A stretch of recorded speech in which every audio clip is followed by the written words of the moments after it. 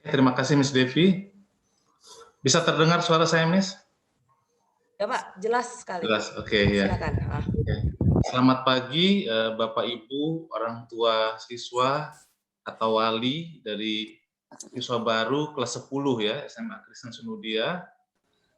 Terima kasih Miss Devi sudah membuka pertemuan pada pagi hari ini. Saya berharap Bapak Ibu semua dalam keadaan sehat ya pagi hari ini ya. Puji Tuhan kami juga dalam keadaan sehat Bapak Ibu. Meskipun situasi pandemi saat ini masih fluktuatif Bapak Ibu, kadang naik level penyebarannya, kadang turun, tapi tidak mengurangi semangat kita untuk tetap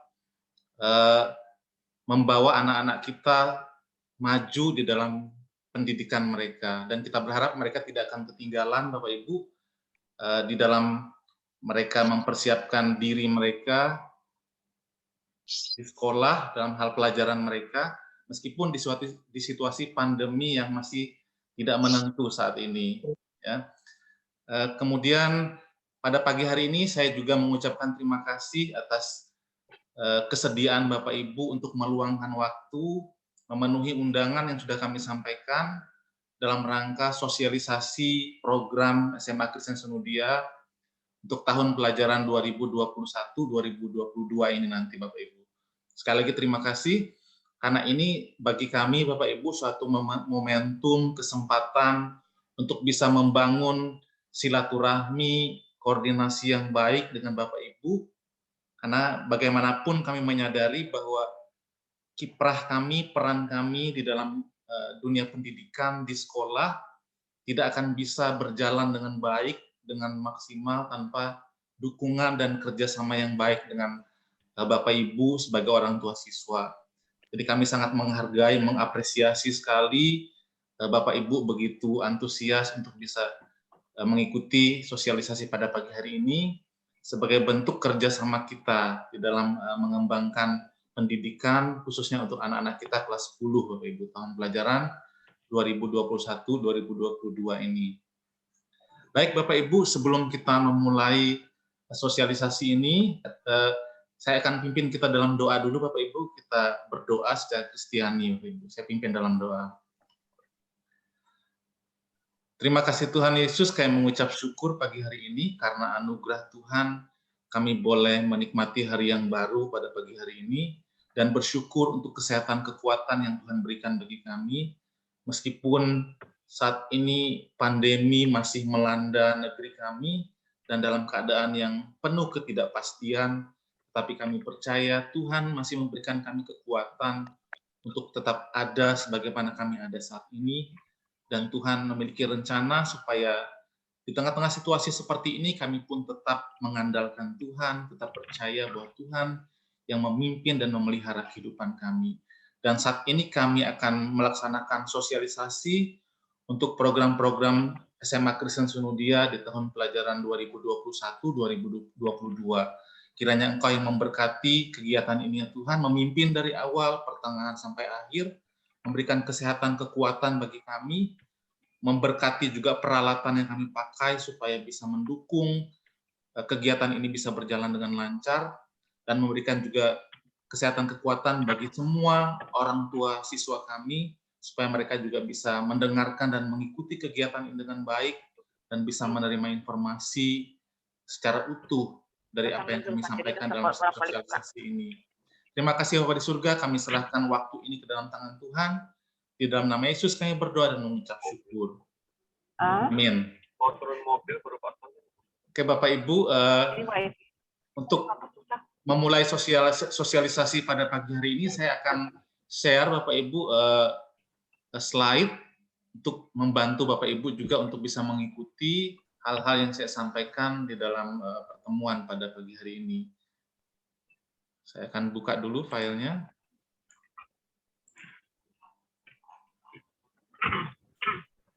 Sambil menunggu Pak Jun membuka file, Bapak Ibu saya ingatkan ya, tidak overlap dengan Pak Jun nanti.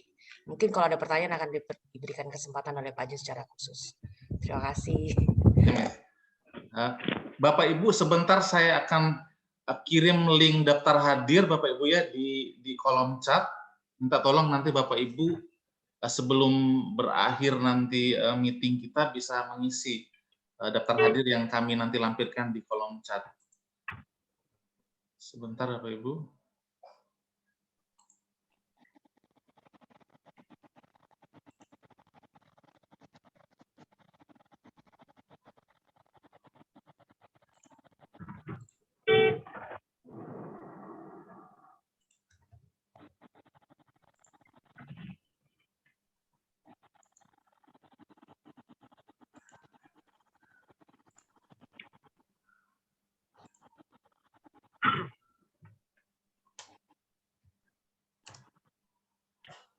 Nanti silakan Bapak Ibu bisa langsung buka di kolom chat, di situ ada daftar hadir yang bisa Bapak Ibu isi nanti terkait pertemuan kita pada pagi hari ini.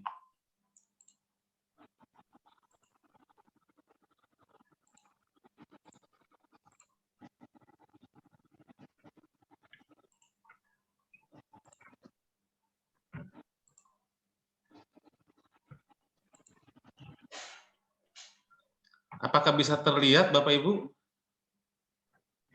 Iya, Pak. Oke. Terima kasih Bapak Ibu. Ini hal-hal yang ingin kami sampaikan melalui presentasi pada pagi hari ini. Nah, yang pertama yaitu tentang rencana tahun pelajaran 2021-2022, Bapak Ibu. Nah, pembelajaran tatap muka atau PTM terbatas akan dilaksanakan setelah ada izin dari pemerintah daerah atau gubernur, Bapak Ibu, dan Dinas Pendidikan dan Kebudayaan Provinsi Kalimantan Timur. Nah, beberapa waktu yang lalu, mungkin Bapak Ibu sudah mengisi angket persetujuan atau kesediaan Bapak Ibu untuk mengikuti pembelajaran tatap muka terbatas. Nah, itu kami lakukan sebagai antisipasi Bapak Ibu, kalau nanti situasi memungkinkan untuk melaksanakan pembelajaran tatap muka terbatas di sekolah atau pembelajaran offline di sekolah. Nah, tetapi kami pun tidak akan berani melakukan itu tanpa ada izin atau rekomendasi dari pihak-pihak yang berwenang, yang memahami, mengetahui situasi perkembangan pandemi ini. Nah, jadi posisi sekolah saat ini siap Bapak Ibu untuk melakukan opsi-opsi yang ada, melaksanakan opsi-opsi yang ada, termasuk pembelajaran tatap muka terbatas ini. Kalau memang situasi sudah memungkinkan, pemerintah daerah sudah mengizinkan, kemudian dari Dinas Pendidikan sudah memperbolehkan, kemudian dari Dinas Kesehatan sudah menyatakan bahwa ini memungkinkan, maka kita akan siap laksanakan. Kemudian dari pihak yayasan juga sudah menyatakan memberi izin Bapak Ibu sejauh dari pihak-pihak yang berwenang, tadi pemerintah daerah, Dinas Pendidikan, Dinas Kesehatan mengizinkan untuk melaksanakan itu. Nah, tetapi kami juga mengakomodir mungkin Bapak Ibu, orang tua peserta didik yang tidak setuju untuk pembelajaran tatap muka langsung. Nanti Bapak Ibu, seandainya itu dilaksanakan. Nah, antisipasi kita untuk Bapak Ibu yang tidak setuju untuk putra-putrinya mengikuti PTM terbatas, maka kami akan tetap melaksanakan pembelajaran dengan model blended learning, Bapak Ibu. Nah, blended learning itu nanti perpaduan antara tatap muka online dengan kegiatan di Google Classroom. Jadi kegiatan online juga, tapi tidak tatap muka, menggunakan Google Classroom. Kemudian misalnya di tahun pelajaran baru ini, nanti misalnya ternyata kita belum memungkinkan untuk melaksanakan PTM terbatas, atau dalam hal ini belum mendapat izin dari Pemda, atau dari Dinas Pendidikan Provinsi, atau dari Dinas Kesehatan, maka kita tetap akan melaksanakan pembelajaran jarak jauh, Bapak Ibu, seperti yang sudah berjalan selama ini, dari 1 tahun terakhir ini. Nah, tetapi menggunakan model blended learning namanya Bapak Ibu. Kami menyebutnya model blended learning. Nah, model blended learning itu perpaduan antara kegiatan sinkronus, Bapak Ibu. Sinkronus ini adalah tatap muka virtual dengan menggunakan virtual video conference, misalnya Google Meet atau Zoom juga bisa kita gunakan. Nah, kemudian setelah kegiatan sinkronus ini nanti ada kegiatan asinkronusnya. Kegiatan asinkronus ini masih online tetapi tidak tetap muka sifatnya Bapak Ibu. Hanya mereka mengakses media Google Classroom. Nanti di sana Bapak Ibu guru akan menempatkan materi pelajaran, ada penugasan dan lain sebagainya. Tetapi di pagi harinya tetap ada kegiatan sinkronus atau pertemuan tatap muka, baik menggunakan Meet maupun Zoom. Nah, itu yang perlu kami sampaikan. Kemudian seandainya nanti tatap muka itu diizinkan, Bapak Ibu, siswa yang akan mengikuti tatap muka itu akan belajar di sekolah. Kemudian yang tidak mengikuti tatap muka itu akan belajar di rumah, tetapi bersamaan, Bapak Ibu. Nanti kami setting supaya siswa yang ada di rumah juga bisa mengikuti pembelajaran yang real time berlangsung di sekolah pagi hari sampai siang hari. Itu seperti itu Bapak Ibu. Tetapi kalau misalnya PTM terbatas itu tidak diizinkan, ya kita semua belajar dari rumah dengan menggunakan moda blended learning ini tadi. Perpaduan antara sinkronus atau tatap muka virtual menggunakan Meet maupun Zoom, kemudian dilanjutkan asinkronus nanti, pembelajaran melalui Google Classroom. Itu Bapak Ibu. Kemudian ini juga hanya sebagai antisipasi Bapak Ibu untuk mempersiapkan seandainya nanti di suatu waktu di tahun pelajaran 2021-2022 ini PTM terbatas itu sudah diperbolehkan, sudah dinyatakan oleh pemerintah daerah boleh dilaksanakan. Nah, ada hal-hal yang mungkin perlu kita perhatikan nanti Bapak Ibu. Nah, kenapa ini perlu dipersiapkan? Karena kita kan nanti tidak tahu, karena dari pemerintah pusat, dari kementerian itu sebetulnya sudah mewajibkan di tahun pelajaran 2021-2022 ini sudah boleh membuka sekolah tatap muka terbatas, secara terbatas. Nah, tetapi itu dikembalikan lagi ke pemerintah daerah, Bapak Ibu.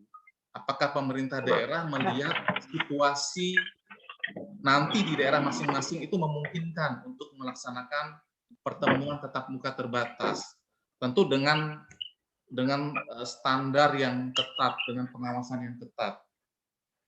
Nah, untuk antisipasi ini, Bapak Ibu, karena kan kami sebagai pihak sekolah juga tidak tahu ini nanti kapan kira-kira PTM terbatas ini bisa dilaksanakan. Bisa saja di bulan Agustus, bisa saja di bulan September, Oktober, November, Desember, atau Januari tahun depan, kita nggak tahu.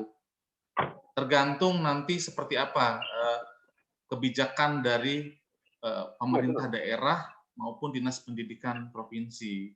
Karena kan kalau dari pusat kan sudah mewajibkan bahwa di tahun pelajaran 2021-2022 nanti sudah wajib harus melaksanakan PTM terbatas. Hanya waktunya saja menyesuaikan dengan kondisi daerah. Nah, untuk antisipasi itu, kami merasa perlu juga menyampaikan kepada orang tua, kira-kira seperti apa nanti PTM terbatas dijalankan. Mohon maaf Bapak Ibu, barangkali supaya tidak mengganggu bisa di-mute dulu suaranya yang mungkin bisa terdengar di Bapak Ibu orang tua yang lain. Boleh minta tolong di-mute ya Bapak Ibu. Nah, jadi kami perlu mensosialisasikan juga kepada Bapak Ibu hal-hal yang perlu kita perhatikan seandainya nanti pertemuan tatap muka terbatas itu dilaksanakan. Entah kapan waktunya kan kita melihat nanti situasinya. Tergantung rekomendasi dari pihak-pihak yang berwenang tentunya. Yang pertama, Bapak Ibu, tentu menerapkan protokol kesehatan siswa dan protokol kesehatan guru dan tenaga kependidikan. Jadi ada protokol kesehatan yang juga umum kita tahu di luar. Nah, protokol itu juga yang akan harus kita terapkan Bapak Ibu nanti di sekolah, baik dari sisi siswa maupun dari sisi guru dan tenaga kependidikan yang ada di sekolah. Nah, kemudian ya di antaranya menggunakan masker, cuci tangan, kemudian jaga jarak. Nah, itu juga standar yang kita ikuti Bapak Ibu. Termasuk kalau misalnya kondisi kesehatan lagi tidak baik atau tidak fit, maka tidak boleh ada di sekolah. Jadi harus tetap standby di rumah Bapak Ibu. Itu hal-hal seperti itu akan kita terapkan di sekolah, termasuk juga melakukan tes suhu badan, itu juga pemeriksaan suhu badan itu juga kita lakukan. Kemudian juga kami juga di angket yang lalu juga mendata siswa yang memiliki penyakit bawaan yang kira-kira berbahaya untuk situasi pandemi saat ini. Nah, anak-anak yang mungkin ada penyakit bawaan yang berbahaya itu Bapak Ibu kita sarankan untuk kalau misalnya ada PTM terbatas untuk tidak perlu PTM terbatas, tapi tetap belajar dari rumah, mengikuti pembelajaran dari rumah secara online. Kemudian yang berikutnya, sekolah sudah menyiapkan sarana prasarana, Bapak Ibu, karena memang kita dalam posisi standby saat ini. Sudah menyiapkan, kalau misalnya PTM terbatas itu diizinkan, kita siap sudah laksanakan. Kalaupun harus online, kita juga siap menerapkan sistem blended learning yang saya sampaikan tadi. Nah, terkait dengan sarana prasarana ini, sekolah sudah mendukung penyediaan sarana prasarana yang bisa mendukung protokol kesehatan, Bapak Ibu, seperti wastafel untuk cuci tangan, kemudian sanitasinya, kemudian toilet jongkok juga kita siapkan dalam kondisi yang tentu kita pantau kebersihannya. Setiap hari selalu dilakukan penyemprotan dengan desinfektan, Bapak Ibu. Kemudian pengaturan ruang kelas terbuka. Jadi kita kalau tatap muka itu ada nanti, maka kelasnya dalam posisi terbuka.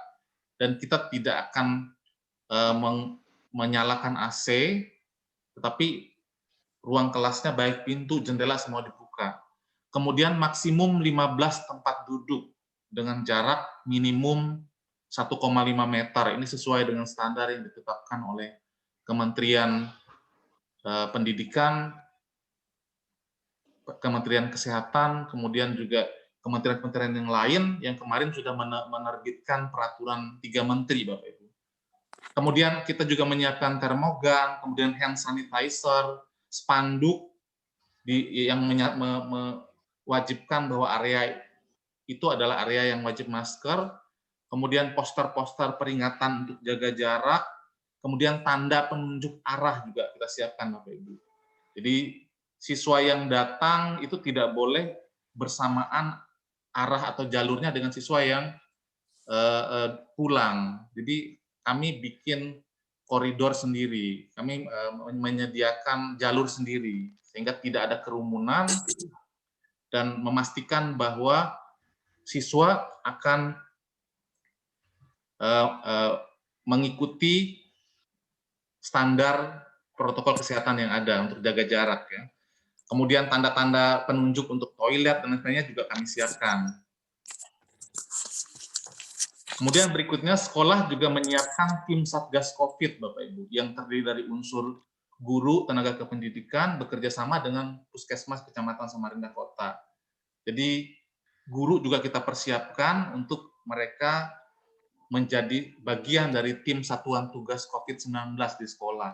Nah, guru-guru ini nanti yang akan memantau, mengontrol bagaimana pelaksanaan PTM terbatas di sekolah, kalau itu nanti sudah diizinkan. Ya. Nah, mulai dari di depan sekolah ketika siswa datang, bagaimana guru mengatur, memastikan bahwa siswa turun pada titik yang sudah ditentukan. Kemudian mencuci tangan, menggunakan masker, kemudian juga melakukan pemeriksaan suhu badan. Nah, kemudian memastikan juga tetap menjaga jarak sampai masuk ke dalam kelas. Dan di kelas juga tetap menjalankan protokol kesehatan yang ada. Kemudian seluruh guru dan tenaga kependidikan berstatus sudah divaksin COVID-19 lengkap. Jadi saat ini semua guru dan tenaga kependidikan kita sudah divaksin COVID-19. Kita berharap ini menjadi salah satu juga tameng yang akan memperlengkapi guru-guru untuk nanti kalau PTM terbatas itu sudah diizinkan supaya lebih siap untuk mengikuti itu atau menjalankan itu. Kemudian kalau PTM terbatas itu sudah diizinkan, maka pelaksanaannya maksimal 3 kali seminggu, Bapak Ibu, untuk tahap pertama. Di maksimum 4 jam. Jadi rencana paling lama itu dari jam 8 sampai jam 12. Atau kalau misalnya nanti kita lihat terlalu maksimum yang 4 jam ini, kita di dalam pelaksanaannya hanya 3 jam, dari jam 8 sampai jam 11, seperti itu. Kamu tahu kuncinya yang mana? Kemudian tidak ada operasional kantin dan kegiatan olahraga, Bapak Ibu, karena memang ini tidak diperbolehkan selama masa pandemi. Kemudian sekolah sudah menyiapkan data siswa yang orang tuanya setuju mengikuti PTM terbatas berdasar hasil angket. Nah, Bukan, kembalikan nanti. beberapa waktu yang lalu kami sudah menyebarkan angket kepada Bapak Ibu, dan dari angket itu kami menghitung akumulasi datanya itu ada 44% dari seluruh orang tua siswa yang setuju untuk mengikuti PTM terbatas, 144 siswa, Bapak Ibu. Nah, tetapi saya garis bawahi juga bahwa ini masih dalam tahapan antisipasi kita, Bapak Ibu, ya, karena saat ini kan masih belum ada izin untuk melaksanakan ini. Tapi paling tidak kita sudah punya data. Kalau misalnya situasi sudah memungkinkan, kemudian pemerintah daerah sudah memperbolehkan, nah kita sudah punya data orang tua yang bersedia untuk PTM terbatas. Kemudian orang tua yang setuju PTM terbatas diwajibkan membuat surat pernyataan. Nah, nanti itu akan kita laksanakan pada saat yang tepat, Bapak Ibu. Kalau memang sudah ada kepastian, kita memang sudah diizinkan untuk melaksanakan pembelajaran tatap muka terbatas, pembelajaran offline. Kemudian data siswa yang mengikuti PTM terbatas akan diperbaharui. Ini maaf, bukan 2 bulan, Bapak Ibu. Saya belum ubah tadi. Kalau misalnya nanti, seandainya misalnya bulan Agustus sudah diizinkan untuk PTM terbatas, sekolah sudah membuka PTM terbatas.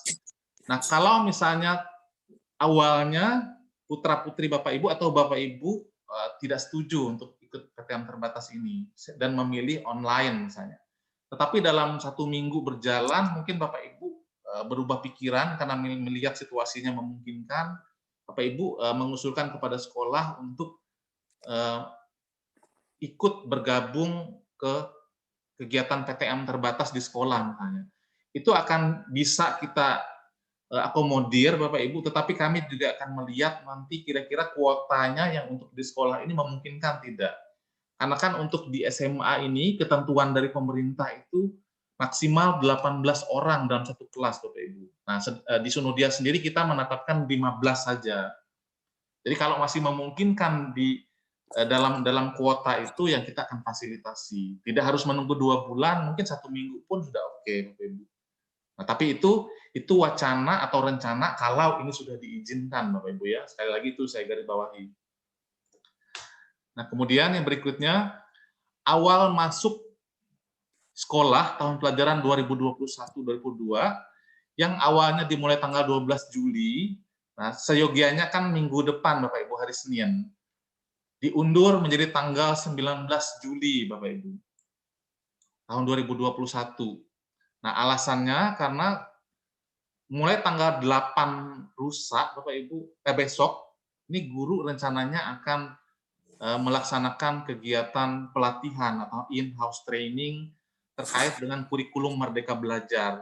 Ini pelatihannya akan melibatkan seluruh guru, sehingga tidak memungkinkan kalau tahun pelajaran baru itu sudah kita buka pada tanggal 12 Juli. Jadi kita undur menjadi 19 Juli 2021, Bapak Ibu. Jadi itu yang perlu kami sampaikan kepada Bapak Ibu. Kemudian bagian yang berikutnya terkait program sekolah penggerak, ini juga perlu kami sampaikan kepada Bapak Ibu. Nah, mulai tahun pelajaran 2021-2022 ini, SMA Kristen Sunodia terpilih sebagai sekolah penggerak, Bapak Ibu.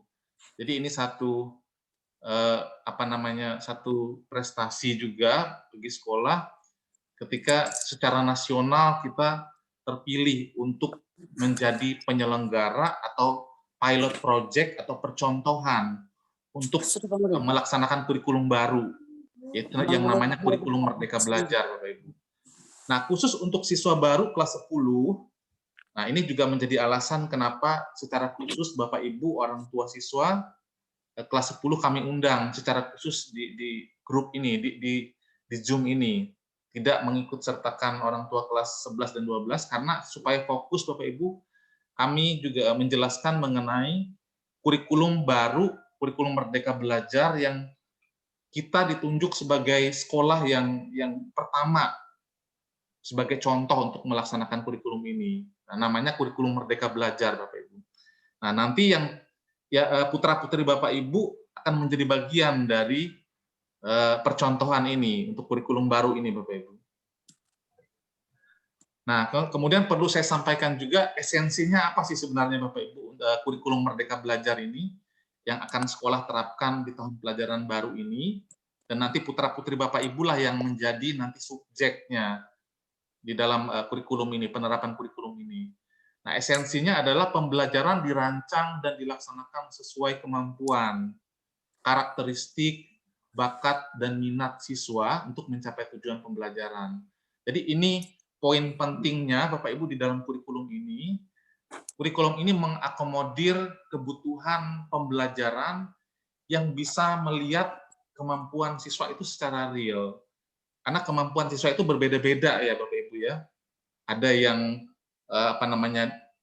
proses belajarnya itu lambat, ada yang sedang, ada yang cepat. Nah, kita sebagai sekolah akan mengakomodir kebutuhan itu. Yang lambat, kita akan tetap layani sesuai dengan tingkat belajarnya yang lambat, Bapak Ibu. Jadi tidak kita paksakan harus jalan cepat seperti yang lain yang sesuai cepat.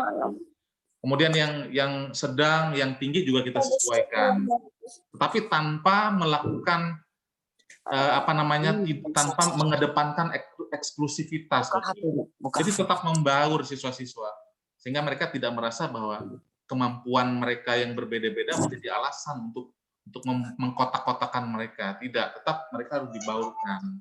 Ya, hanya saja perlakuan guru di dalam mendampingi mereka yang disesuaikan dengan kemampuan siswa ini. Kemudian karakteristik belajarnya itu juga akan jadi pertimbangan kita, Bapak Ibu. Ada mungkin siswa yang karakteristik belajarnya mereka lebih suka audio, ada yang suka visual, ada yang audio visual, ada yang kinestetik dan lain sebagainya. Kita fasilitasi di dalam pembelajaran di kurikulum ini. Kemudian juga kita melihat bakat dan minat siswa, Bapak Ibu. Nah, jadi kita mengarahkan mereka itu dengan melihat juga bakat dan minat mereka. Sehingga kita berharap bahwa melalui pembelajaran di sekolah, bakat dan minat mereka itu bisa diasah, dikembangkan. Ya, tentu dengan pendekatan yang disesuaikan nanti dengan kesiapan sekolah, guru, dan sarana prasarana yang ada di sekolah. Kemudian berikutnya, pembelajaran dilaksanakan dalam bentuk pembelajaran reguler, tatap muka kelas, dan kegiatan proyek. Jadi ada hal yang mungkin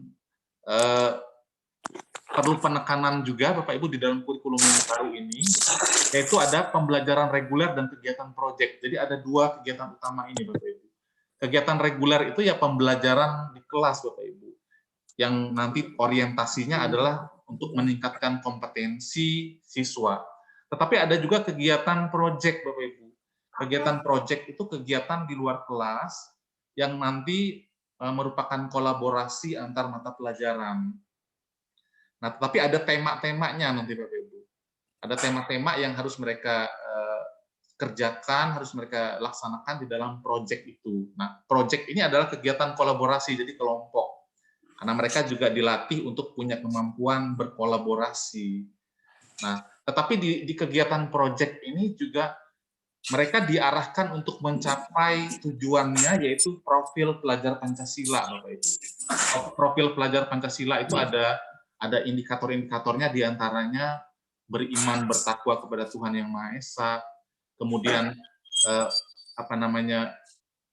mandiri, kemudian bernalar kritis, kemudian mereka juga berwawasan global, kemudian Sudah isi.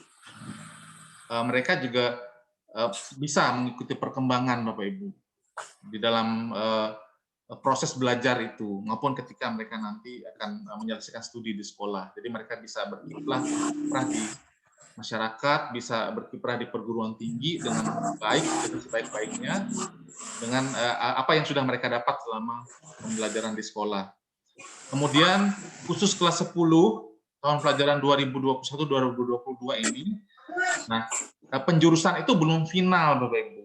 Nah kemarin kan ketika proses PPDB kita sudah mengarahkan mereka di IPA maupun IPS Bapak Ibu.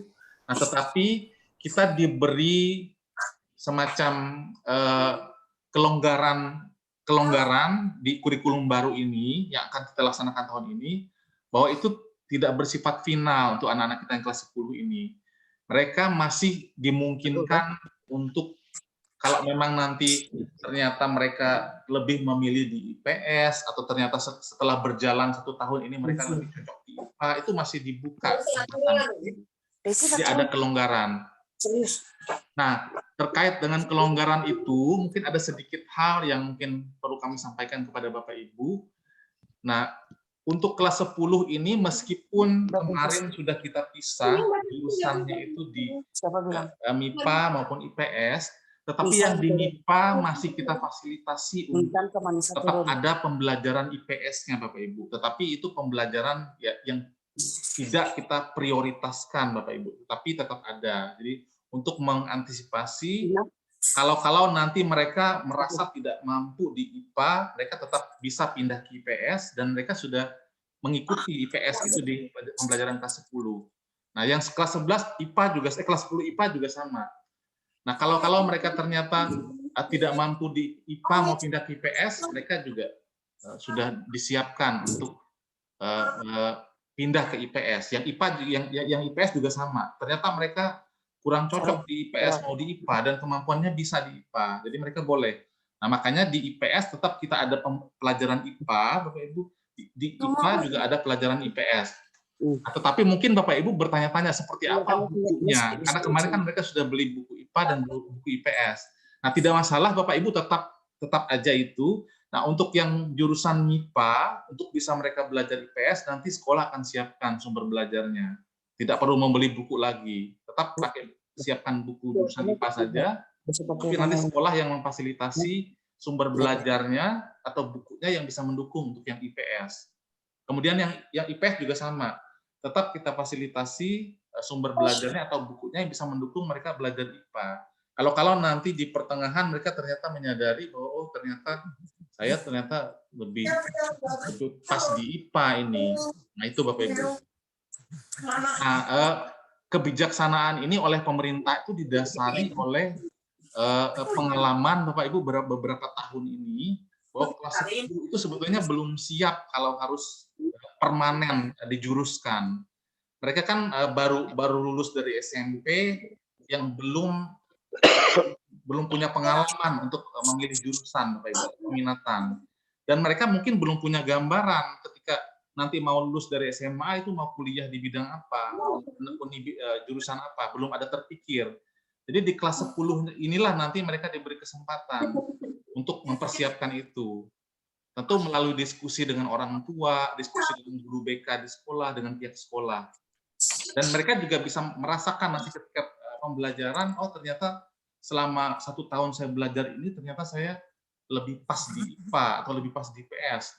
Nah, itulah pemikiran yang melandasi kebijaksanaan untuk memberikan kelonggaran Bapak Ibu untuk terkait peminatan ini. Jadi nanti tidak bersifat final, tapi mereka masih bisa pindah jurusan di kelas 11. Oke Bapak Ibu, kemudian berikutnya yang perlu kami sampaikan terkait dengan uang sekolah, ini juga perlu kami sosialisasikan Bapak Ibu, untuk SPP per bulan 860.000, kemudian untuk kelas 10 tahun pelajaran 2021-2022 ini akan ada nanti dibebankan uang kegiatan dan perlengkapan. Nah, kalau SPP itu kan per bulan, kalau uang kegiatan dan perlengkapan ini 1 kali 1 tahun, Bapak Ibu. Nah, tetapi ini ini uang kegiatan dan perlengkapan ini belum mengakomodir kegiatan ekskul, karena memang ekskul kan memang tidak diperbolehkan dalam situasi pandemi ini, jadi masih belum masuk. Nah, totalnya 250.000 per tahun untuk kelas 10. Nah, uang kegiatan dan perlengkapan ini dipakai untuk kegiatan retreat online, kemudian kegiatan OSIS, pembinaan prestasi, pembuatan kartu pelajar, map rapor, kertas rapor, dan fotokopi ulangan. Jadi itu peruntukannya untuk uang kegiatan dan perlengkapan ini. Hanya 1 kali dibayar dalam 1 tahun. Kemudian poin yang ketiga, Romawi 3, penjualan perlengkapan sekolah. Nah, penjualan buku teks pelajaran, kemudian seragam sekolah itu dibuka kembali tanggal 12 Juli, Bapak Ibu. Di bagian penjualan lantai 1. Jadi, bagi Bapak Ibu yang mungkin putra-putrinya belum membeli buku teks pelajaran, kemudian seragam sekolah, itu bisa membeli di sekolah mulai tanggal 12 Juli 2021. Kemudian berikutnya lagi Bapak Ibu, untuk seragam sekolah, ini juga perlu kami informasikan kepada Bapak Ibu, untuk seragam sekolah di SMA, itu ada 3 seragam plus 1 seragam olahraga Bapak Ibu yang harus disiapkan. Yang pertama itu kemeja putih plus celana atau rok abu-abu, itu standar, nanti akan dipakai setiap hari Senin dan Rabu. Kemudian kemeja kotak-kotak, celana atau rok putih itu akan dipakai setiap Selasa dan Kamis. Kemudian ada seragam pramuka itu hari Jumat. Nah, untuk seragam olahraga, memang kita punya jadwal untuk itu Bapak Ibu setiap olahraga. Tetapi untuk masa pandemi ini masih belum memungkinkan untuk kita pakai karena olahraga tidak boleh dilaksanakan. Oke. Bapak Ibu, nanti bahan ini akan kami share juga ke Bapak Ibu, filenya akan kami share, jadi mungkin kalau Bapak Ibu mungkin belum mencatat tidak masalah, karena ini kan kami bagikan juga nanti kepada Bapak Ibu. Nah, kemudian yang berikutnya kalender pendidikan Bapak Ibu. Nah, ini saya akan buka. Mohon maaf Bapak Ibu, apakah ada kendala untuk absensinya tadi? Apakah bisa dibuka? Miss Devi bisa dibuka nggak, Miss? Tidak bisa, Pak. Tidak bisa. Tidak bisa ya? Oke, Bapak Ibu. Ini Pak Jun, maaf. Ya? Mungkin akses settingnya, kan Bapak pakai dari akun belajar ya? Iya, iya. Di settingnya Pak, jangan untuk kementerian aja, yang bisa semuanya. Itu aja. Bapak Ibu, sementara nanti di sesi tanya jawab, Miss Devi ambil alih dulu sebentar, Miss ya. Iya, Pak. Saya buka coba yang pengaturannya untuk ya, setting aja kok, dibuka aja. Oke, saya buka dulu untuk kalender pendidikan Bapak Ibu ya. Ini masih bisa terlihat ya Bapak Ibu ya, tampilan sharing saya. Nah, Bapak Ibu ini mohon maaf, ini yang saya tampilkan ini belum diralat, nanti kami akan ralat dulu, nanti kami akan juga bagikan ke Bapak Ibu nanti, kalender ini Bapak Ibu. Bulan Juli ini kan tadi diundur ke tanggal 19 Bapak Ibu untuk mulai hari pertama kita di tahun pelajaran 2021-2022 ini. Sehingga nanti untuk kelas 10, untuk putra-putri Bapak Ibu, kegiatan MPLS itu dilaksanakan mulai tanggal 19 Bapak Ibu. Jadi tanggal 19 Juli, jadi minggu yang depannya lagi. Nah, ini nanti gambaran kita Bapak Ibu untuk 1 semester ini. Nanti kalender ini akan kita bagikan ke semua orang tua siswa kelas 10 ini. Nah, kemudian mungkin sedikit saya tambahkan Bapak Ibu, nanti khusus untuk kelas 10 ini karena kita menerapkan kurikulum baru, kemungkinan nanti kita akan menyampaikan laporan perkembangan belajar itu setiap 1 bulan Bapak Ibu. Jadi 1 bulan sekali kita akan update perkembangan belajar mereka seperti apa, supaya Bapak Ibu juga tahu dalam 1 bulan ini seperti apa perkembangan belajar seperti Bapak Ibu. Dan ini juga jadi masukan bagi guru juga, bagi sekolah Bapak Ibu. Kalau misalnya dalam satu kali penilaian formatif atau assessment formatif, apa kira-kira yang hasil dari yang siswa progres siswa.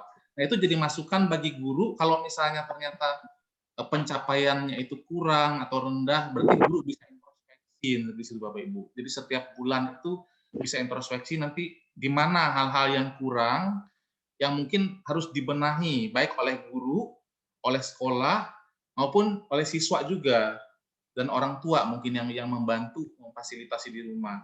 Nah, itu yang kami harapkan dari laporan bulanan ini sehingga tidak ditumpuk sampai satu semester. Jadi tiap bulan sudah tahu kita apa yang kalau dia kurang ini apa kriteria yang salah atau apa yang perlu dibenahi. Baik dari proses pembelajarannya di sekolah, baik dari sisi pelayanan di sekolah maupun dari kesiapan siswa dari rumah. Oke, itu Bapak Ibu yang kami sampaikan terkait dengan pelaporan perkembangan belajar mereka yang akan kita laksanakan mulai tahun pelajaran ini 2021-2022 ini. Oke, mungkin itu Bapak Ibu gambaran umum mengenai rencana yang akan dilaksanakan untuk tahun pelajaran 2021-2022 untuk putra-putri Bapak Ibu kelas 10. Mungkin setelah ini saya beri kesempatan Bapak Ibu mungkin ada hal-hal yang mau ditanyakan atau mungkin perlu disampaikan atau saran yang ingin disampaikan ke sekolah, kami beri kesempatan. Mungkin Miss Depi ambil alih dulu Miss ya. Baik, Pak Junedi, terima kasih untuk buka-nya dulu. penjabarannya. Jadi tadi juga ada beberapa orang tua menyampaikan mengenai absen, jadi mungkin kendala ke teknis saja ya. Baik Bapak Ibu, dipersilakan untuk question and answer session saya sudah dibuka. Apabila ada hal-hal yang masih kurang jelas atau mungkin tadi terlewat sedang ke toilet atau bagaimana atau sedang mengambil sesuatu sehingga tidak bisa terlalu fokus, bisa mungkin ditanyakan, saya akan rangkum, nanti bisa Pak Jun bantu Iya Bu, ya. Jadi Pak Jun bisa saya lanjutkan, Pak Jun bisa rangkum dan sampaikan. Saya mau buka formnya dulu Miss ya. Ya Pak, silakan. Ya, oke.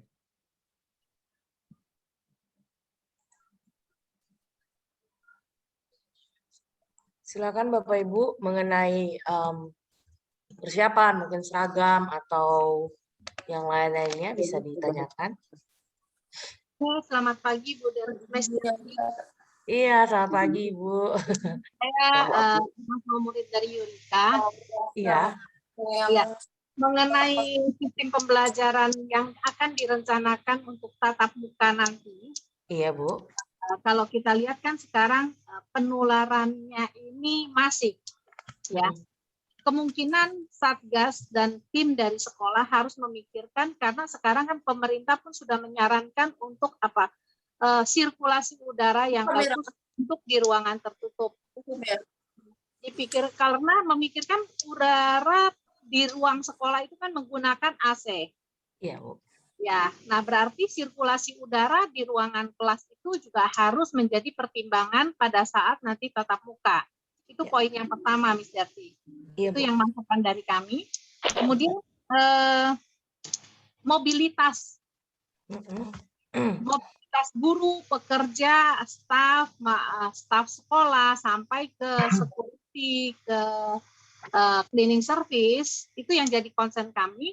Karena apa? Kita nggak tahu setelah mereka pulang sekolah, setelah mereka kerja, mereka bagaimana aktivitas di luarnya. Itu juga harus menjadi pertimbangan dari sekolah untuk lebih mendisiplinkan.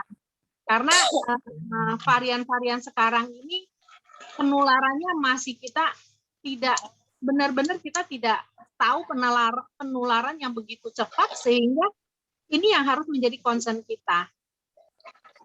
Itu Miss Jati. Iya. Ya. Jadi itu saya harapkan menjadi concern sekolah untuk keamanan kita bersama, Miss Jati. Ya. Ada lagi Bu? Hanya itu aja sementara dari saya, Miss Jati. Terima kasih. Iya, Ibu luar biasa ya kepedulian yang sama-sama menjaga sebenarnya dari kami juga, dan juga saya yakin Bapak Ibu di rumah juga prokesnya sangat ketat, bukan cuman karena memang melihat daripada sekarang berita setiap hari, update berita mengenai penularan ini cukup, namun kami dari sekolah sendiri juga seperti sudah disampaikan oleh Pak Jun tadi, menyiapkan segala macam strategi, menurut saya strategi atau ketentuan mengenai apabila nanti akan dilaksanakan PTM terbatas tadi, dan kita selalu berharap tidak ada hal-hal buruk ke depannya, tetap didukung dengan doa juga, dan pasti dari Satgas juga memperhatikan untuk yang tadi seperti Ibu bilang, kondisi kelas dan lain sebagainya. Tadi Pak Ji juga sampaikan bahwa ruangan tidak akan dalam keadaan tertutup, AC tidak akan menyalakan AC, dan pintu jendela akan dibuka dengan selebar-lebarnya, dengan tanda kutip, apa sih bahasanya? Sekapasitas daripada jendela pintu tersebut, dan juga prokes juga akan tetap dijalankan dan dengan segala macam prosedur yang sudah dipersiapkan oleh sekolah. Mungkin Pak Jun mungkin mau menambahkan? Oke, Miss, mungkin saya informasikan dulu ke Bapak Ibu orang tua siswa, itu daftar hadir sudah di resetting, bisa dicoba lagi sambil kita sesi tanya jawab ini. Oke, tadi apa yang disampaikan tadi oleh Ibu Rio Fongla itu sangat penting sekali. Kita mengapresiasi itu, Bu. Terima kasih sudah mengingatkan hal itu, dan kami juga sama sependapat dengan Ibu, dengan orang tua siswa juga. Ya, secara kapasitas kami sebagai penyelenggara pendidikan di sekolah, kami juga sebetulnya takut dengan situasi ini ya Pak Ibu. Ya, tapi ya pertimbangan-pertimbangan terkait dengan lost learning, ketinggalan siswa, dengan kebijakan pemerintah itu juga kita akomodir. Nah, tetapi sekali lagi seperti saya sampaikan tadi, kita juga tidak gegabah untuk mengambil langkah-langkah ini. Karena kan sekolah juga melihat dan harus ada rekomendasi dulu dari pihak-pihak yang berwenang, dari kepala daerah, dari dinas pendidikan, dari unsur-unsur kesehatan yang berwenang di level kota maupun provinsi. Nah, kemudian meskipun dari pusat itu mewajibkan bahwa tahun 2021-2022 ini wajib buka tatap muka terbatas dengan tentu standar kesehatan yang ketat, tapi tetap kan kita harus melihat, sekolah akan melihat perkembangan di daerah seperti apa.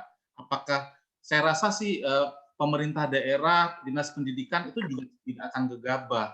Kalau melihat situasi daerah tidak memungkinkan seperti saat ini, saya rasa ya akan kecil kemungkinan bisa dilaksanakan. Tetapi posisi kami di sekolah tetap prepare, tetap menyiapkan. Kalau itu memang harus kita laksanakan dan bisa dijalankan, ya kita sudah siap seperti itu. Data orang tua yang setuju kita sudah siap. Data siswa yang mungkin punya penyakit bawaan yang rentan juga kita sudah data seperti itu. Sarana prasarana, kemudian protokol kesehatan, kemudian SOP bagaimana tatap muka itu juga sudah kita siapkan sedemikian rupa untuk betul-betul memaksimalkan keamanan dan meminimalkan kemungkinan buruk. Tapi sekali lagi kita tidak bergerak sendiri seperti itu. Kita juga tentu melihat perkembangan situasi, izin dari pemerintah daerah dan dinas pendidikan yang seperti saya sampaikan tadi. Jadi posisi kita ini di sekolah dalam posisi standby, mempersiapkan segala kemungkinan. Kalaupun ini bulan Juli ini kita belum bisa laksanakan karena mungkin situasi ini masih grafiknya naik lagi, tetap kita siapkan model blended learning itu Bapak Ibu. Tadi kegiatan sinkronus maupun asinkronusnya. Itu yang perlu saya tambahkan, ya. Sekali lagi, apa yang disampaikan Ibu Rio Fongla itu kami berterima kasih sekali, itu sangat penting sekali, masukan yang berharga bagi kami. Oke, terima kasih. Ada lagi mungkin Bapak Ibu yang lain? Silakan, Miss. Mungkin dari saya, Pak. Ya, boleh. Silakan, Bu. Ya, saya dari orang tua Kevira. Ya, Bu. Saya mau bertanya untuk tadi yang Bapak jelaskan kan mengenai PTM itu kan mungkin 4 kali 45 menit per hari ya Pak ya? Ya, betul. Nah, dan yang online di rumah juga demikiankah Pak? Ya, sama Bu. Jadi sama. Pada saat tatap muka di sekolah, misalnya kan, ini dalam satu hari 3 jam dari jam 8 sampai jam 11 Bu, pelaksanaan pembelajaran di sekolah. ada misalnya 10 siswa yang di dalam kelas. Nah, guru juga mengajar di dalam kelas. Nah, pada saat yang bersamaan, siswa yang di rumah juga mengikuti secara online pembelajaran yang berlangsung di kelas itu. Ya, yang saya mau tanya begini, berarti hanya 3 atau 4 pelajaran per hari ya Pak ya? Iya, Bu.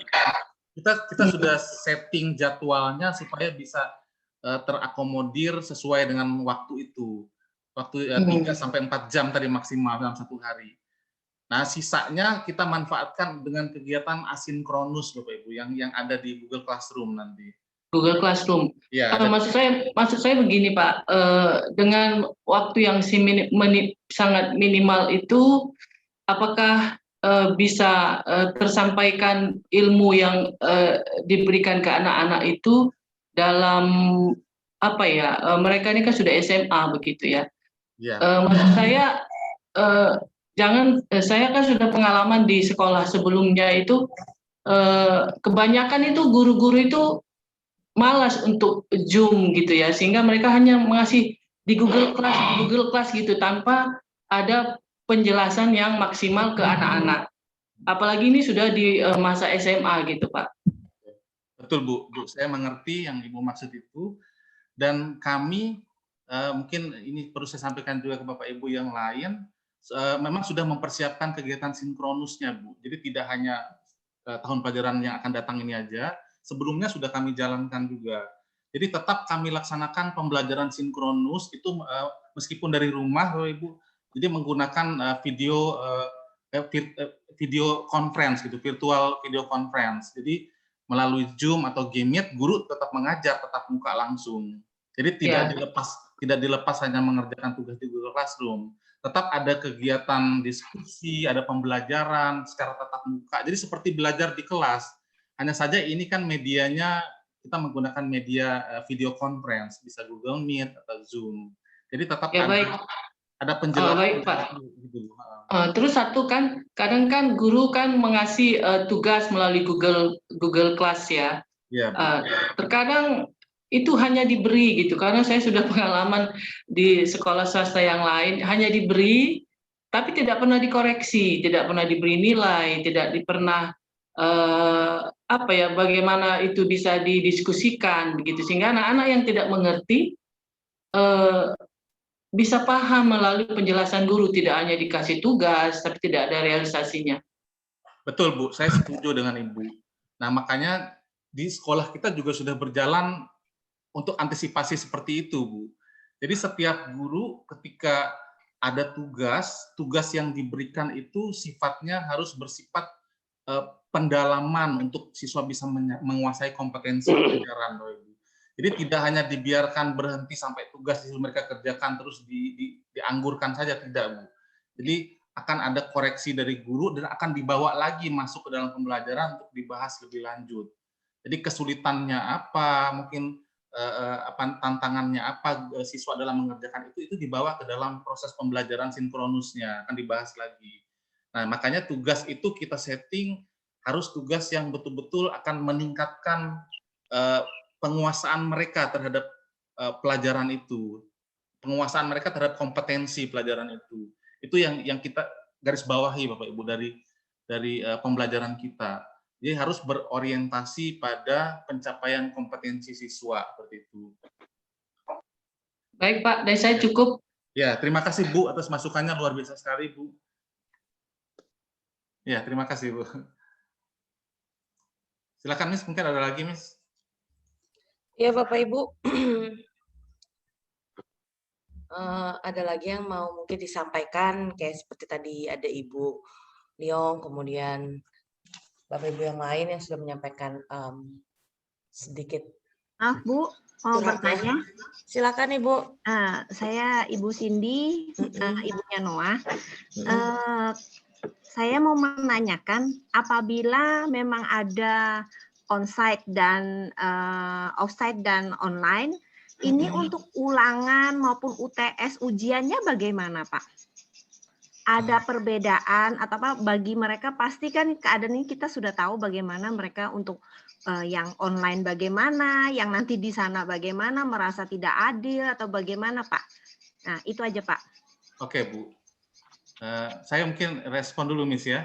Ya, Pak, silakan. Devi bisa menambahkan juga nanti mungkin kalau ada yang perlu ditambahkan. Oke, terima kasih Bu untuk penilaian melalui ulangan dan lain sebagainya, atau kita menyebutnya sebagai asesmen formatif, Bu. Nah, sebetulnya itu bagi sekolah nanti fungsinya adalah untuk mengukur kemajuan belajar siswa, Bu. Jadi orientasinya itu bagaimana guru bisa tahu perkembangan belajar siswa. Nah, dari hasil asesmen formatif itu baik ulangan atau mungkin kuis atau penugasan, nah guru bisa melihat oh siswa ini sudah menguasai tidak kompetensi yang seharusnya mereka kuasai sampai pada level ini misalnya. Nah, dari situ nanti guru bisa melihat oh ternyata siswa ini masih kurang. Nah, guru juga menganalisis kekurangannya ini kenapa? Mungkin karena metode pembelajaran gurunya, atau mungkin ketidaksiapan materinya, atau siswa ini mungkin tidak siap pada waktu itu jadi bahan analisis, Bapak Ibu. Nah, tetapi untuk bagaimana prosesnya, itu sebisa mungkin sudah kita pastikan bahwa itu yang diuji itu adalah yang memang layak untuk kita uji di dalam ulangan harian atau di dalam penugasan misalnya, dan itu memang sudah dipelajari dan dipastikan oleh gurunya itu sudah diterima dengan baik oleh seluruh siswa. Kalaupun ada yang kurang, nah itu kan jadi semacam masukan bagi gurunya untuk memperbaiki lagi. Jadi tidak untuk menjudge bahwa siswa ini kurang, siswa ini lebih bagus daripada ini, tidak, Bapak Ibu. Ini betul-betul untuk mengukur kemajuan belajar anak itu. Kalaupun ada yang kurang ya kita perlu arahnya ke situ. Jadi kita sudah mulai membuka paradigma bahwa pembelajaran atau pendidikan itu tidak berfokus pada hanya nilai saja, Bapak Ibu. Tidak hanya mengejar nilai bagaimana bisa ikut ulangan bisa dapat nilai, bukan. Tetapi bagaimana siswa itu kompetensinya bisa meningkat. Nah, kompetensi itu bisa dari segi pengetahuannya, bisa dari keterampilannya, bisa juga dari sikapnya atau karakternya.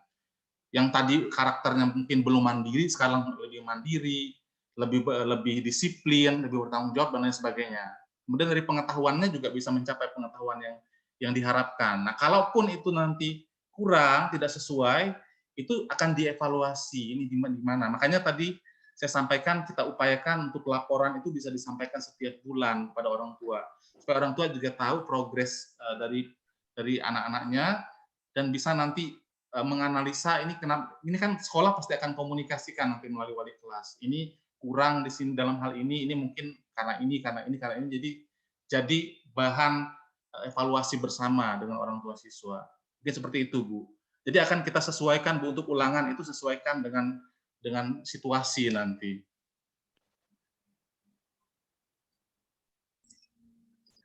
Oke, bisa diterima ya, Bu ya, maksud saya. Oke, terima kasih, Bu.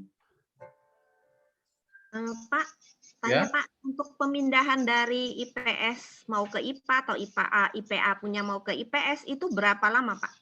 Oh iya, tadi saya sudah sampaikan, Bu, bahwa karena kita terpilih sebagai pilot project sekolah penggerak, nah pemerintah sekarang memberikan kelonggaran untuk yang kelas 10 sekarang.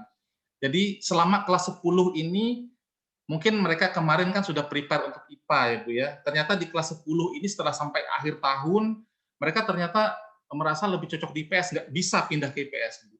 Makanya tadi saya sampaikan, kita fasilitasi yang IPA itu masih kita beri materi IPS, ada pelajaran IPS-nya juga.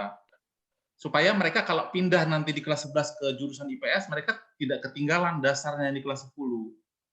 Seperti itu, Bapak Ibu. Nah, tapi untuk masalah buku kan mereka kan Bapak Ibu kan tidak membeli buku yang IPS ya untuk di IPA ya. Nah, itu nanti tanggung jawab sekolah, nanti guru yang akan memfasilitasi materinya, bukunya supaya mereka tetap bisa belajar mata pelajaran IPS itu. Seperti Berarti itu. dalam 1 tahun itu ya, Pak? 1 tahun, Bu, masih bisa, Bu. Jadi kita ada kelonggaran ya. Jadi tidak usah khawatir ternyata misalnya setelah 1 tahun ini berjalan, wah ternyata anaknya misalnya merasa tidak mampu di IPA, lebih merasa cocok ke IPS, masih bisa, Bu. Nanti di kelas 11 baru betul-betul permanen. Oke, Bisa dipahami ya Bu ya? Iya, oke. Oke.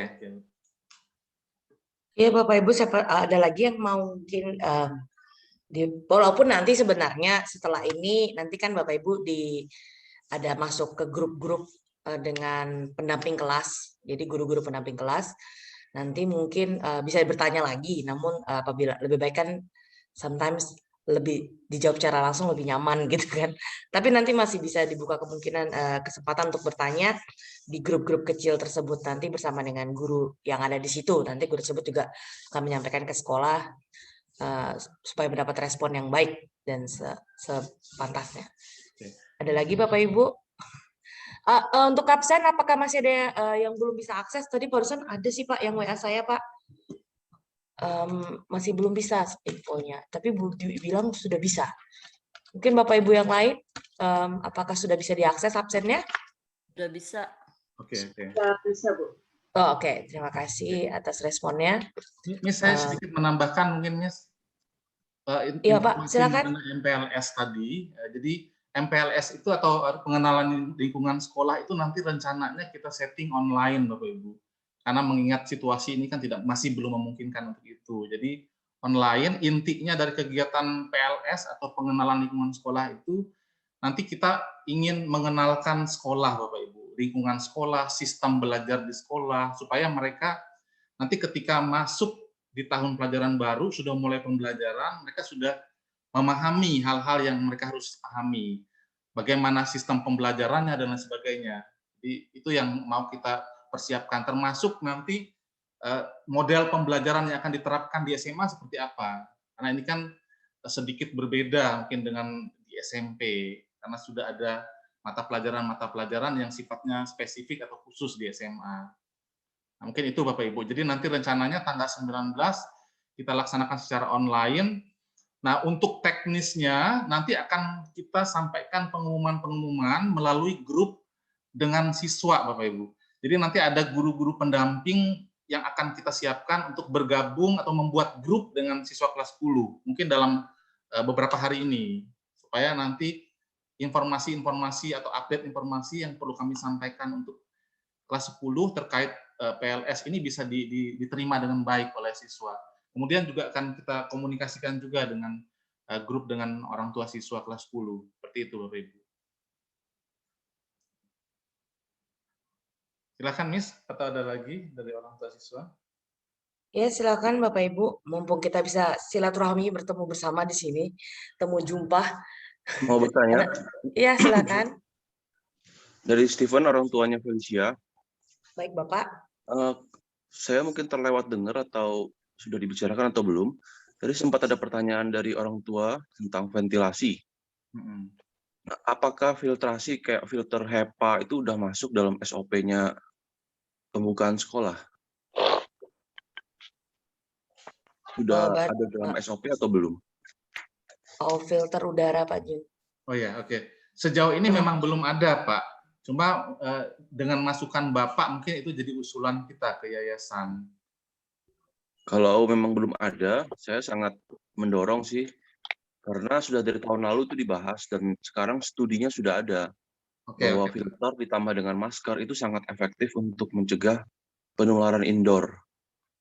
Kalau tanpa filter, hanya mengandalkan masker dan indoor, meskipun berjarak, tapi kalau ruangannya tertutup, dipastikan kita nggak bisa untuk menangkal yang varian Delta ini.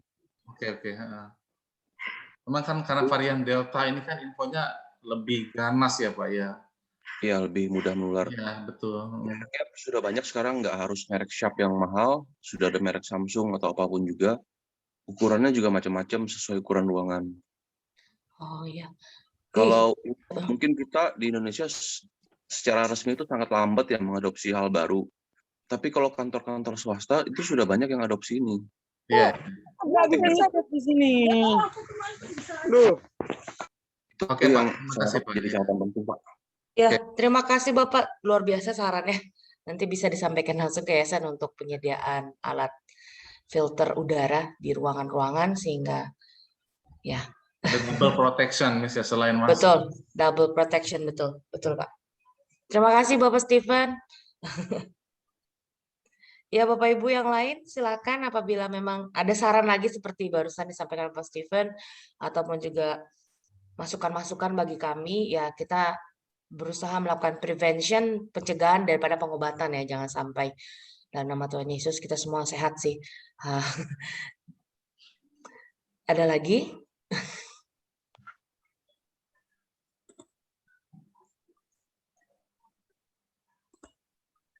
Atau mungkin masih banyak yang malu-malu. Jadi tapi nanti kita akan tetap share materi ini nih ke orang tua ya, siswa. Ya. Ke siswa dan juga ke grup orang tua ya. Ya, jadi betul. Akan di-share kembali. Jadi ya, tadi saya termasuk kalender pendidikan tadi. Ya, oke. Izin, Pak. Ya, silakan. Dari orang tua Fenisia Wijaya, Fenisia Christine Wijaya, kalender pendidikannya itu salah. Ini di depan tadi dibilang tanggal 19, yang di sini tanggal 12 ya? Ya, betul, Pak. Nanti kami akan ralat, belum Pak. Dirubah? Ya, nanti kami rubah dulu, baru nanti kami share ke orang tua siswa. Ya, itu saja, Pak. Oke, terima kasih, Pak. Terima kasih, Pak. Ya, Bapak Ibu yang lain. Terima kasih. Ada lagi mungkin yang mau disampaikan? Temuan kita sudah sekitar 1 jam. Semoga tidak bosan ya. Tadi banyak sekali yang disampaikan oleh Pak Jun ya. Ya, Pak Jun, silakan. Kalau tidak ada, saya rasa boleh ditutup, kita close aja, Miss. Nanti lebih lanjut mungkin orang tua masih bisa bertanya lagi di baik, Pak Jun. Guru pendampingnya. Siap. Oke, Bapak Ibu, dikarenakan mungkin masih diformulasi pertanyaannya, nanti bisa disampaikan secara langsung di grup kecil tadi yang sudah saya sampaikan. Oleh karena itu, selesainya penyampaian dari Pak Jun mengenai persiapan pembelajaran kita di semester depan atau di tahun ajaran yang baru ini, dan juga mengenai hal-hal lain yang boleh telah disampaikan beliau maupun juga diskusi kita tadi di sesi tanya jawab, baik itu masukan maupun pertanyaan dari Bapak Ibu. Maka di saat ini, di jam ini akan saya tutup kegiatan kita di pagi hari ini. Namun sebelumnya seperti awal tadi kita mengawali hal yang baik dengan doa dan akan kita tutup kembali dengan doa. Oke, saya minta kesediaan Pak Jun lagi untuk kita dalam doa penutup di pagi hari ini. Silakan Pak Jun. Oke, mari Bapak Ibu kita tutup kegiatannya dengan doa. Namun sebelumnya saya ingatkan kembali Bapak Ibu untuk informasi ini nanti akan tetap kami share ke Bapak Ibu, termasuk juga revisi dari kalender pendidikan tadi. Itu saja Bapak Ibu. Kita tutup pertemuan dengan doa. Saya akan pimpin kita berdoa sekali lagi secara Kristiani. Bapak Ibu, kita berdoa. Terima kasih Tuhan, kami bersyukur untuk kesempatan kami sudah menyelesaikan sosialisasi rencana kegiatan kami di tahun pelajaran 2021-2022 untuk kelas 10. Kiranya Tuhan memberkati apa yang sudah kami bicarakan, dan kami mohon juga Tuhan yang memberkati semua orang tua siswa supaya mereka bisa memahami informasi yang sudah disampaikan dan boleh bersama-sama melaksanakan ini untuk keberhasilan pendidikan anak-anak kami, khususnya kelas 10 tahun pelajaran 2021-2022 ini.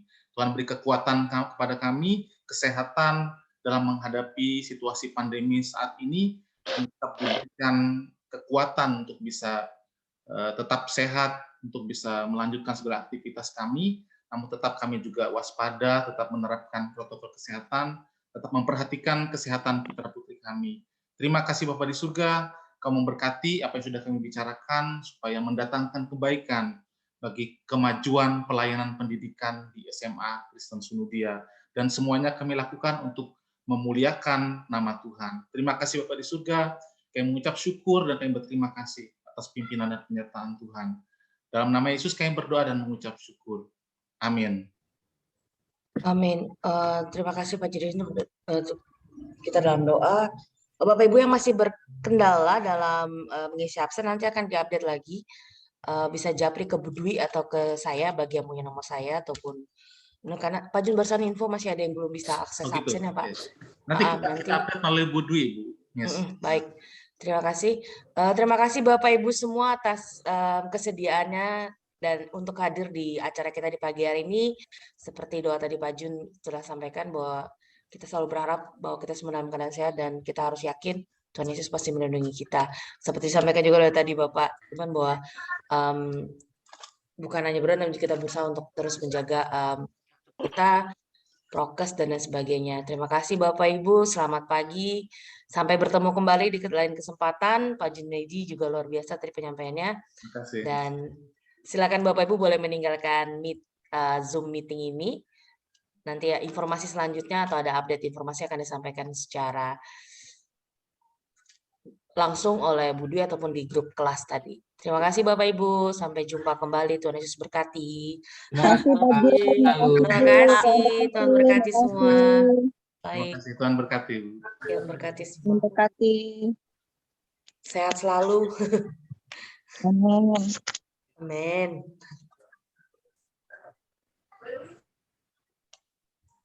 Ada Buder.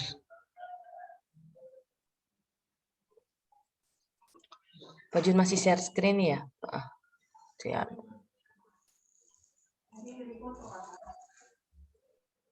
Terima kasih semua. Direkam ini. Ya, Pak Jun sudah recording.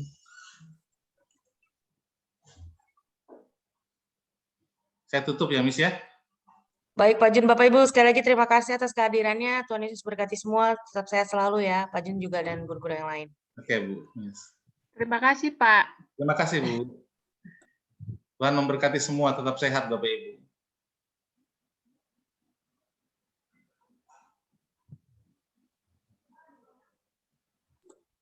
Bisa di close ya, Pak. Ya, ya. Yap.